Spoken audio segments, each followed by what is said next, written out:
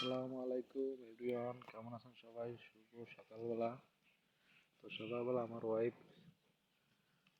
চলে এসছে সেই সুন্দর পিঠা, তেলের পিঠা ভাজতেছে।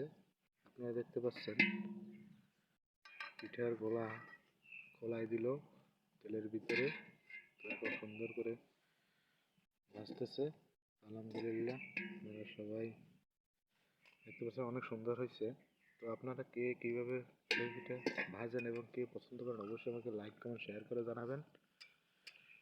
অবশ্যই আপনাদের এই রেসিপিটা অনেক সুন্দর লাগবে। শীতের দিনে তেলের পিঠা মাশাআল্লাহ অনেক সুন্দর, দেখতে পাচ্ছেন অনেক সুন্দর হয়েছে। এই যে পিঠাটা অনেক সুন্দর হয়েছে।